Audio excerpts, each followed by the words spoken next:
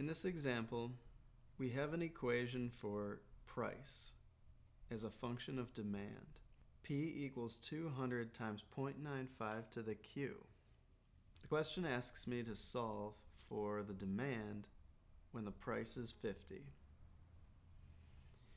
So let's first of all go ahead and plug in a 50 for P.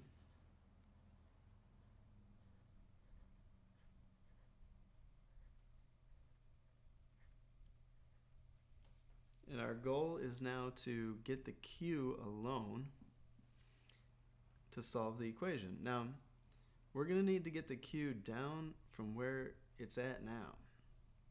We can't solve when the Q is in an exponent like that. We got to get him down.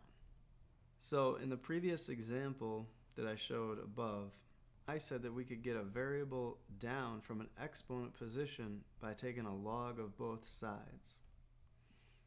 Now that is true here, but we want to undo things in the best possible way in order to make the problem as easy as possible.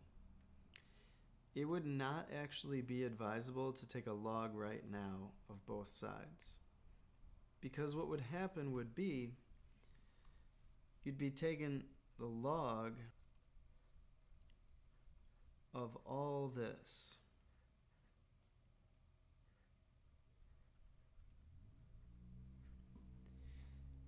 And see, the Q is an exponent for just the 0.95 here, not the whole thing. So that would make it actually too complicated. We don't want to do it like that.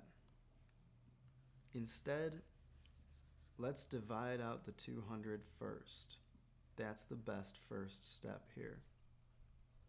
That way we get the base, the 0.95, isolated.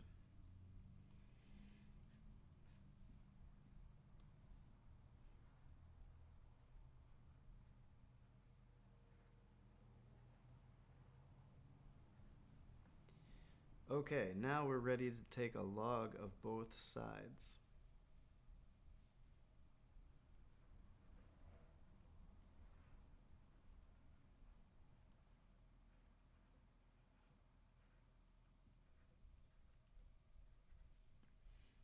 When the thing that we're taking a log of is being raised to a power, I said in my last video that you could take that thing and put it down front.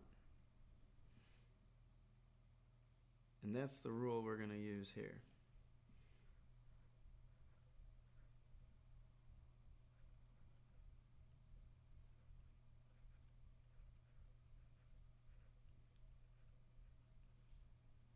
Alright, it looks like our final answer here is going to be a division.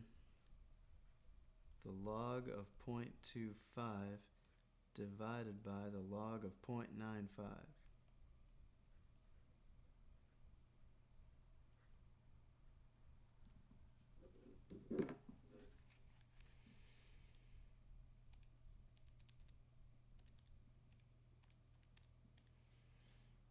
It's about 27.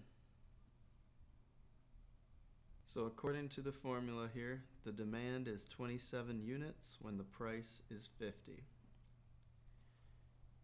Now we should be able to check our work.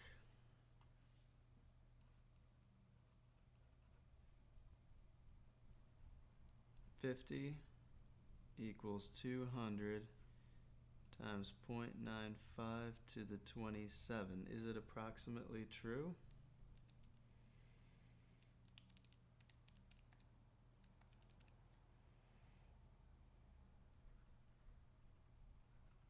It does check.